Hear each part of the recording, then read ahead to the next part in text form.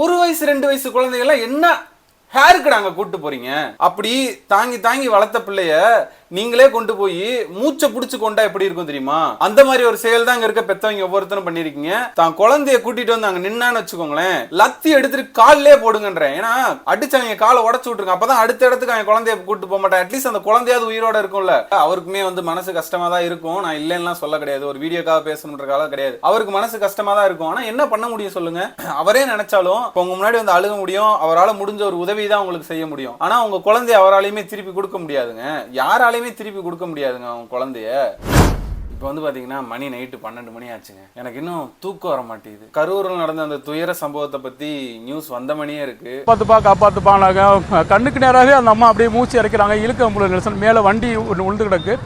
அதுலேருந்து இழுக்க முடியல. அது குழந்தை வந்து கால் வந்து ரசிக்கிறது. அது குழந்தை இழுக்கிற அங்கிள் என்னால அதுல இருந்து வெளியே வரவே முடியல. எனக்கு என்னன்னா கண்ணை மூடனா தூக்கம் வர மாட்டேங்குது. எனக்குள்ள நிறைய கேள்விகள் வருது, நிறைய கோபங்கள் வருது. அதை ஃபுல்லா எங்க போய் கொட்டுறதுன்னு தெரியல. சரி, அதுக்குதான் வந்து ஒரு வீடியோ பண்ணிடலாம் அப்படின்ற மாதிரி வந்து உட்காந்துட்டேன். எனக்கு வந்து பாத்தீங்கன்னா இங்க இருக்க வந்து எந்த கட்சிகள் மேலேயும் எனக்கு எந்த கோபமும் கிடையாதுங்க. ஏன்னா அவங்களுக்கு வந்து ஒரு கூட்டம் காட்டணும், இடத்துல ஒரு மாஸ் காட்டணும், நான் யாரு தெரியுமா அப்படின்னு சொல்லிட்டு இவங்க இந்த கட்சின்னு இல்லைங்க, எல்லா கட்சிகளோட வேலையும் இதுதான். ஒரு இடத்துக்கு வராங்களா, கூட்டத்தை எவ்வளவு சேர்க்க முடியுமோ சேருங்கன்னு சொல்லிட்டு அதை தான் அவங்க பண்ணுவாங்க. எனக்கு கோபம் வந்து அவங்க மேல எல்லாம் கிடையாதுங்க. எனக்கு கோபம் எல்லாம் யார் மேல தெரியுமா?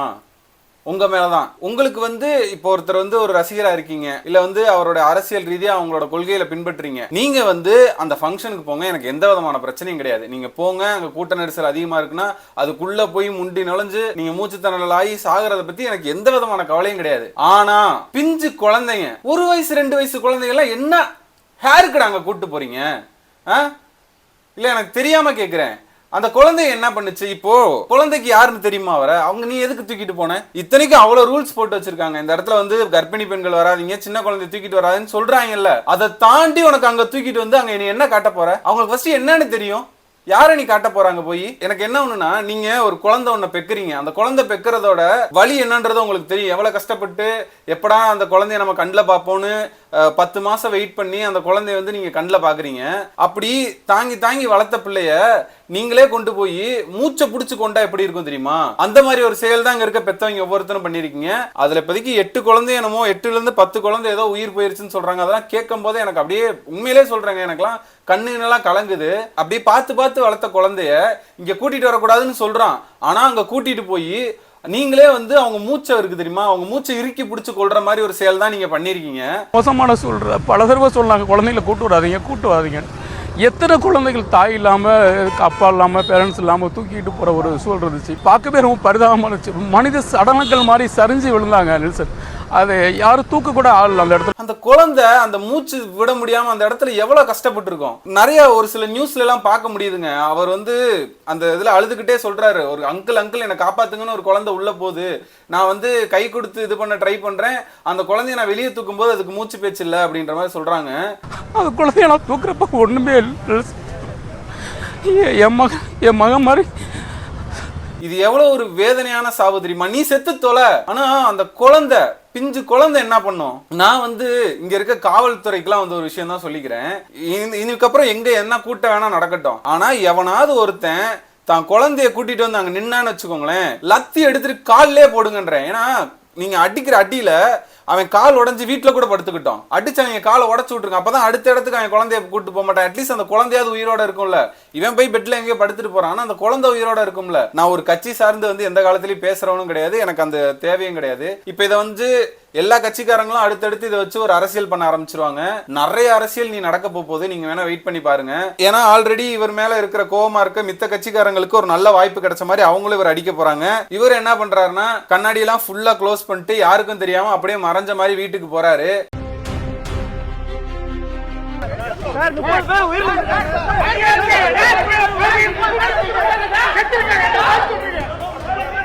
இப்ப கூட எனக்கு சைட்ல அந்த நியூஸ் ஓடிக்கிட்டு தான் இருக்கு.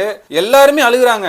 இப்ப அழுது என்ன பிரயோஜனம்ன்றதான் என்னோட கேள்வியா இருக்கு. மேபி நீங்க வந்துட்டீங்க அங்க, அது கூட்டம் ரொம்ப ஜாஸ்தியா இருக்கு அப்படின்னு தெரிஞ்ச அந்த நொடி கூட அந்த குழந்தைய கூட்டிட்டு போகணும்னு இல்லாம அவரை பார்க்கணும், அவரை பார்த்து அந்த இடத்துல கத்தி குழந்தைகிட்ட அதை காட்டணும்னு நினைச்சீங்க பாத்தீங்களா? என்ன மாதிரி ஆளுனே தெரியலங்க. இப்ப இது மட்டும் நான் தவறுன்னு சொல்ல கிடையாது. கோயில் போறீங்க, ஏதோ ஒரு கோயில் ஏதோ ஒரு ஃபங்க்ஷன் கூட வச்சுக்கோங்க, அங்க கூட்ட நெரிசல் அதிகமா இருக்குன்னா கூட அங்க சாமியை காட்டுறேன் அப்படின்ற பேர்ல அந்த கூட்ட நெரிசலுக்குள்ள கூட்டு போய் அந்த மாதிரி கூட்டத்தில் நெறிஞ்சு செத்தவங்களும் நிறைய பேர் இருக்காங்க. 22 பேர் பலியாகி இருப்பதாகவும் இதில் ஏராளமான பெண்கள் மற்றும் குழந்தைகள் பலியாகி இருக்கிறார்கள். நீ வந்து உசுர கொடுக்குற அளவுக்கு நீ போகணுன்ற அவசியம் கிடையாது. இப்போ நீ ஒரு கோயிலுக்கே போறவன வேணான்னு சொல்லல, அந்த இடத்துல செம்ம கூட்டமா இருக்கு, நீ சாமியை பார்த்தே அவனை வெயிட் பண்ணு, அன்னைக்கிட்டே விட்டுரு வந்துரு, அடுத்த நாள் போனேன்னு வச்சுக்கவே அந்த சாமியை நீ ஃப்ரீயாவே பார்க்கலாம். அடுத்த 2 நாள்லாம் அந்த ஃபங்க்ஷன் இல்லாத நாள்லாம் அந்த சாமியை வந்து ஈ கூட அந்த இடத்துல முக்கியாது, அப்படி கிடக்கும். போ உனக்கு என்ன வேணுமோ கும்பிட்டுட்டு வா. அததான் சொல்றேன். இப்ப இவருக்கு வர வராமையே போயிட போறாரா கரூருக்கு? எப்படியும் என்னைக்காவது ஒரு நாள் வரதான் போறாரு. கட்சி ஆரம்பிச்சாரா, நீ ரெகுலரா அந்த சைட்லாம் சுற்றுப்பயணம் இருக்கதான் போகுது, போய் பாரு. இவர் இன்னைக்குதான் கடைசி அவங்களால பார்க்க முடியும்ன்ற மாதிரி ஏன் போய் ஒரே நாள்ல விழுறீங்க அப்படின்றத நான் கேட்கிறேன். அவங்க அழுகிறவங்க யார் குடும்பத்துக்கும் யாருமே ஹெல்ப்புக்கு வர போறது கிடையாது. அந்த பெயினை வேற யாராலையும் புரிஞ்சுக்க முடிய போறது கிடையாது. அந்த வலி வந்து அவங்களுக்கு தான். அந்த வலி எவ்வளவு கஷ்டமா இருக்கும் அப்படின்றத என்னால புரிஞ்சுக்க முடியும். கரூர் ஜிஹெச்லாம் ஃபுல் அண்ட் ஃபுல் ஃபில் ஆகி கிடக்கு.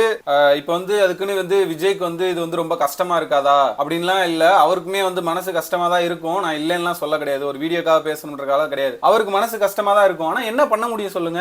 அவரே நினைச்சாலும் உங்க முன்னாடி வந்து அழுக முடியும், அவரால் முடிஞ்ச ஒரு உதவி தான் உங்களுக்கு செய்ய முடியும். ஆனா உங்க குழந்தைய அவராலையுமே திருப்பி கொடுக்க முடியாதுங்க, யாராலையுமே திருப்பி கொடுக்க முடியாதுங்க. அவங்க குழந்தைகள் உங்களோட சேஃப்டி உங்ககிட்ட தாங்க இருக்கு. அதுக்கு ஃபர்ஸ்ட் ப்ரிஃபரன்ஸ் கொடுங்க. எனக்கு வந்து உண்மையிலே இன்னைக்கு நைட்டு தூக்கம் வருமா அப்படின்றது தெரியல. அந்த ஸ்ட்ரக்சர்ல வச்சு தூக்கிட்டு போறதெல்லாம் நான் வந்து பார்த்துட்டே தான் இருந்தேன். அந்த மூச்சு திணற இடத்துல நம்ம இருந்தா எப்படி இருக்கும் அப்படின்ற மாதிரி எனக்கு விஷுவலைசேஷன் போக ஆரம்பிச்சிருச்சு. ஒன்னும் இல்ல, ஒரு 5 நிமிஷம் நம்ம வந்து மூக்க பிடிச்சிட்டு அப்படியே உட்காந்து பாருங்களேன், பயமே நம்மளை கொன்றுன்ற மாதிரி இருக்கும். இந்த இடத்துல அவங்க ஒவ்வொருத்தவங்களோட வழி எப்படி இருக்கும் அப்படின்றத நான் வந்து நினைக்கிறேன். எனக்கு வந்து சின்ன குழந்தை என்ன கனவுகளோட வளர்ந்துருக்கும், அது வந்து திங்கக்கிழமையான நம்ம ஸ்கூலுக்கு போறோம்னு நினைச்சிட்டு இருக்கோம். இன்னைக்கு அந்த குழந்தை இங்க இல்ல, அதெல்லாம் என்னால நினைச்சு கூட பார்க்க முடியலைங்க. எனக்கு அதுதான் மைண்ட்ல திருப்பி ஓடிட்டு இருக்கு. தூங்குனா தூக்கம் வர மாட்டேங்குது. இப்போ இந்த வீடியோ நான் பண்ணிட்டு இருக்கும் போது கூட பாத்தீங்கன்னா டிவிகே தலைவர் வந்து விஜய் வந்து ஒரு இது ஒன்று போட்டிருக்காரு. இதயம் போய் நிற்கிறேன், தாங்க முடியாத வார்த்தைகளால் சொல்ல முடியாத வேதனையிலும் துயரத்திலும் உழன்று கொண்டிருக்கிறேன். கரூரில் உயிரிழந்த எனது அருமை சகோதர சகோதரிகளின் குடும்பத்திற்கு எனது ஆழ்ந்த அனுதாபங்களையும் இரங்கலையும் தெரிவித்துக் கொள்கிறேன். மருத்துவமனையில் சிகிச்சை பெற்றோர் விரைவில் குணமடைய பிரார்த்திக்கிறேன். இந்த வார்த்தையை தவிர அவரால் வேற என்ன சொல்ல முடியும்? நானும் சொல்றேன், அவர் கஷ்டப்படுறாரு இல்லைன்னு சொல்ல வரல. இந்த மாதிரி அவரால் ட்வீட் போட முடியும், ஒரு விஷயம் சொல்ல முடியும். இதை தாண்டி அவரால் வேற என்ன பண்ண முடியும் சொல்லுங்க? உங்க குழந்தைய திருப்பி கொண்டாட முடியுமா? எல்லாருமே சொல்றாங்கல்ல, அந்த இடத்துக்கு குழந்தைய கூட்டிட்டு வராதீங்க, கர்ப்பிணி பெண்கள் வராதீங்க அப்படின்னு சொல்றாங்கல்ல. நான் சொல்ல வர ஒரே விஷயம் என்னன்னா, குழந்தைகளை வந்து பத்திரமா பாத்துக்கோங்க. நீங்களுமே இந்த மாதிரி ரொம்ப கூட்டங்களா இருந்துச்சுன்னா அங்க இருந்து விலகி வந்துருங்க. நம்ம வீட்டுல உட்காந்து டிவில உட்காந்து பார்த்தாலுமே அதை வந்து பார்க்கலாம். இல்லைன்னா அந்த இடத்துலயே கூட உட்காந்து நீங்க போன்ல பாத்தீங்கன்னா கூட நல்லாவே இங்க இருந்து நீங்க பாக்குறத விட போன்ல பார்க்கும்போது நிம்மதியா கேஷுவலா உட்காந்து அவர் என்ன பேசுறான்றதை கேட்கலாம். இந்த கட்சி தலைவர் இல்ல, எந்த கட்சி தலைவர் பேசுறதையும் நம்ம வந்து வீட்டுல உட்காந்து அவங்களோட கருத்தை வந்து உள்வாங்கிக்கலாம். அவங்க அந்த கருத்து பிடிச்சிருந்துச்சுன்னா நீங்க ஓட் பண்ணுங்க, அதெல்லாம் எனக்கு எந்த பிரச்சனையும் கிடையாது. நான் சொல்ல வர ஒரே விஷயம் என்னன்னா, ப்ளீஸ் தயவு செஞ்சு இந்த மாதிரி இன்னொரு சம்பவம் நடக்காம பார்த்துக்கோங்க. அது ஒரு விஷயத்தை தான் நான் சொல்லணும்னு நினைக்கிறேன். ஓகே, எனக்கு இப்போ தூக்கம் வருமானு தெரில, நான் வந்து தூங்க ட்ரை பண்ணுறேன், அவ்வளோதான் என்னால் முடியும்.